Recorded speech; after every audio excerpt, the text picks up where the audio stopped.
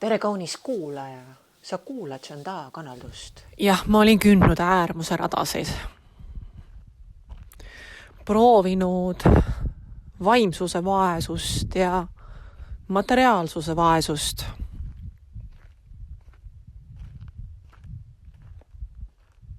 Ent nüüd on mu sees usaldus kasvanud nii kõrgeks, et ma luban endal jääda mõlemast august välja. Ma usaldun nõnda tugevalt looja kätele, kes kannab mind vaesuspurust välja. Olgu siis tegemist vaimse või materiaalse vaesusega.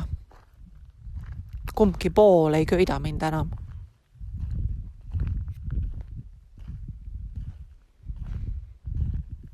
Ja ruumi pole ka rohkem kauplemiseks.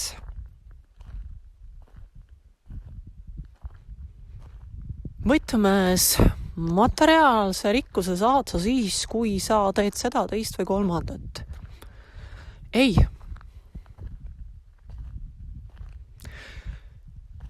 Seesuguse paktiga tuleb kaasa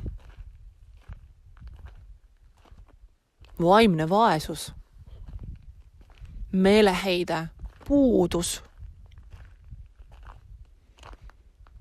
Küll asjade kuhil võib kappidest ennast välja punnitada ja 5 tärni hotellide toolid kulutamist saada.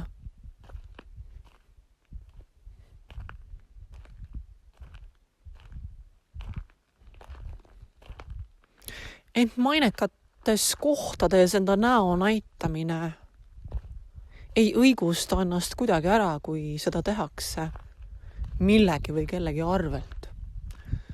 Millegi või kellegi õnne arvelt, valega.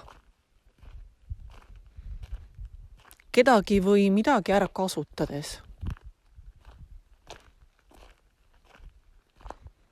Kuivõrd me proovime püüda õnne ja defineerida, mis on õnn. Ma nimetan õnne rahuloluks, sügavaks seesmiseks, rahunemiseks, lõdvestumiseks, päevaga rahule jäämiseks. Ja kuivõrd palju ma viimase 24 tunni jooksul julgesin ennast avada. Rohkem endaga aus olla.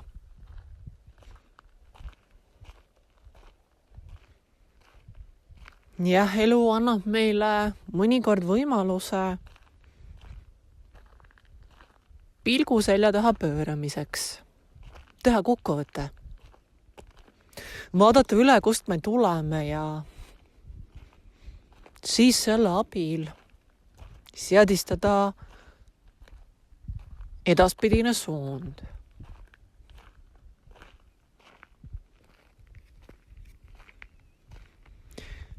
Mul ei ole vaja kellegagi koos olla, sellepärast et oma aega täita või üksildust peita. Kaaslase leidmine, enda kõrvale surumine, abiellumine ei lahusta üksildustunnet, hoopiski suurendab. Ja tülid kerkivad, teab kust, suure leegiga.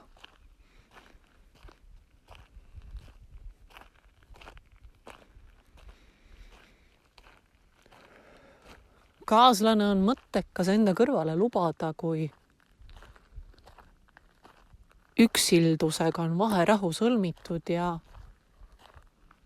ta vallandatud, vabaks lubatud, erru saadetud.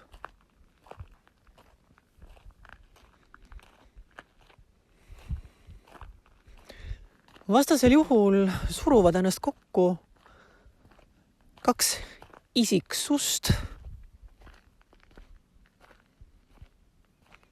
lihvimata nurkadega tüübid, kes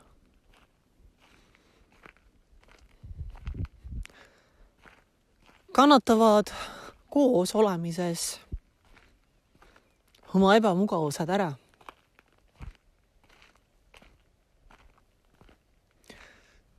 Ja veelgi suurem narrus on toppida kokku Tarmo teele astunu ja Tarmo teelt välja astuja, nirvaanasse suunduja või alles esimesi inimkehastusi mekkija Tarmo uksele koputajaga, karmast välja suundujaga. Nagu öö ja päev ei leia nad ühist keelt. Ükskõik kui palju nad püüavad või pingutavad, on nende huvid nõnda erinevad, et koos olemisest saab palju kannatust.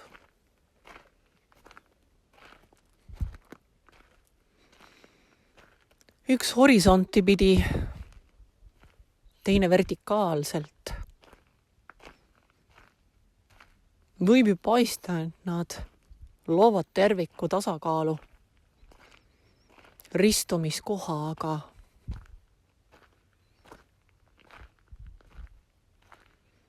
kui ühiseks punktiks on vaid see kahe pulga kokkupuute punkt, siis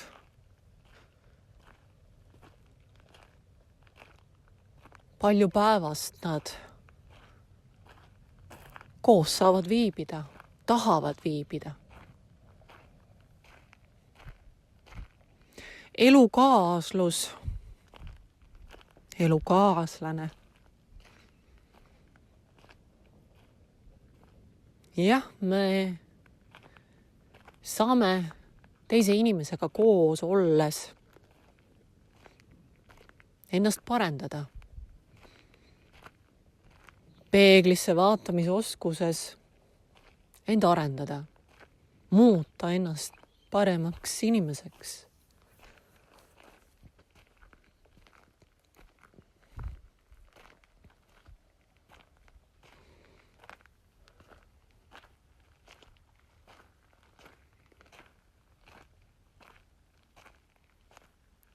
Ent saab sellest koos olemisest kõigest ränk töö.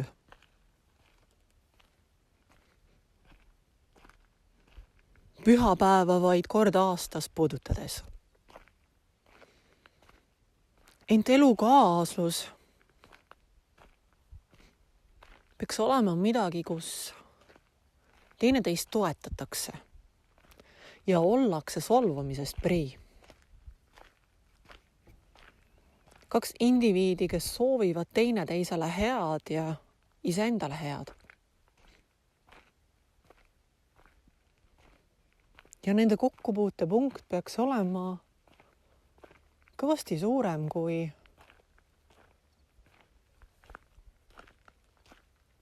kahe pulga kinnituskoht või kinnitumiskoht.